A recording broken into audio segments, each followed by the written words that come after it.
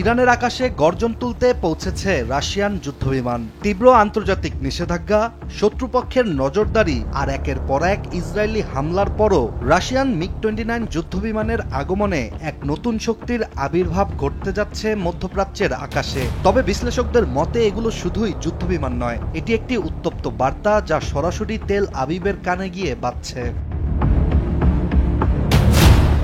ইরানি গণমাধ্যম Iran international জানিয়েছে, সিরাজের আকাশে ইতোমধ্যেই দেখা মিলেছে রাশিয়ার তৈরি চতুর্থ প্রজন্মের মিগ-29S ফাইটার জেট। দেশটির সংসদের জাতীয় নিরাপত্তা কমিটির সদস্য আবুল ফজল জোহরেভান্দ জানিয়েছেন, এটি আপাতত স্বল্পমেয়াদী একটি সমাধান, কেননা মূল চমক এখনও বাকি রয়েছে। তিনি আরও জানিয়েছেন, রাশিয়ার তৈরি সু-35 যুদ্ধবিমানও ধীরে ধীরে পৌঁছাবে তেহরানে। সেই সাথে আসছে চীনের HQ-9 আর রাশিয়ার S-400 আকাশ প্রতিরক্ষা ব্যবস্থাও। অর্থাৎ ইরান এবার শুধু আক্রমণেই মনোযোগ দিচ্ছে না, দেশটির প্রতিরক্ষাও হবে পাথরের মতো কঠিন। এখন অনেকের মনেই প্রশ্ন, সোভিয়েত আমলে তৈরি মিগ-29 যুদ্ধবিমান বর্তমান যুগের আকাশ যুদ্ধে ঠিক কতটা কার্যকরী? এই প্রসঙ্গে বলতেই হয়, রাশিয়ার তৈরি মিগ-29S কোনো খেলনা বিমান নয়।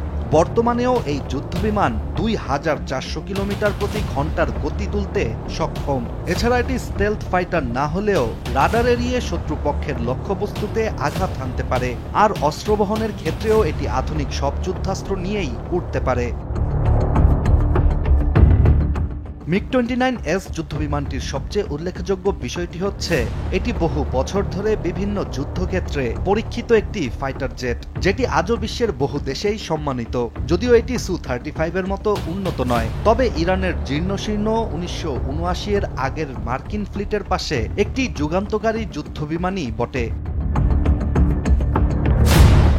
যুদ্ধকালীন সময়ে এই মিগ-29S যুদ্ধবিমান এক জ্বালানিতে 700 কিলোমিটারের দূরত্ব পাড়ি দিতে পারে। তবে অতিরিক্ত ফুয়েল ট্যাঙ্ক বহন করলে এটি আরও 1500 কিলোমিটার দূরত্ব পাড়ি দিতে সক্ষম। এছাড়া এই যুদ্ধবিমানে রয়েছে 6টি হার্ড পয়েন্ট, যা একাধিক অস্ত্র বহন করতে সক্ষম।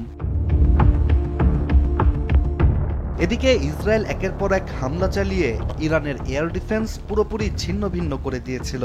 সেই পরিস্থিতি থেকে উত্তরণেই ইরানে এখন পাল্টা শক্তির উত্থান দেখা দিচ্ছে। ইরানের S-300 প্রতিরক্ষা ব্যবস্থা ধ্বংস হলেও এবার তেহরান নতুন করে পেতে যাচ্ছে রাশিয়ার তৈরি S-400, যা কিনা পৃথিবীর অন্যতম সেরা আকাশ প্রতিরক্ষা ব্যবস্থার একটি। এছাড়া চীনের HQ-9, যা ভয়ানক এক মিসাইল সিস্টেম, এটিও খুব জলদি মোতায়েন করবে ইরান। ফলে দেশটির সামরিক বিশ্লেষক বলছেন, আগামীতে প্রতিরোধ হবে পূর্বের চেয়ে অনেক বেশি ভয়ঙ্কর।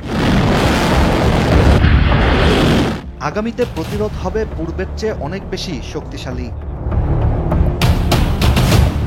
ইরানের বহরে সদ্য যুক্ত হওয়া মিগ-29S দেশটির চিরশত্রু ইসরায়েলের জন্য বর্তমানে মাথা ব্যথার কারণ না হলেও, এই যুদ্ধবিমানের পাশাপাশি যখন রাশিয়ার সু-35 পুরোপুরি ইরানের নিয়ন্ত্রণে আসবে, তখন আকাশে আধিপত্যের ভারসাম্য পাল্টাতে শুরু করবে।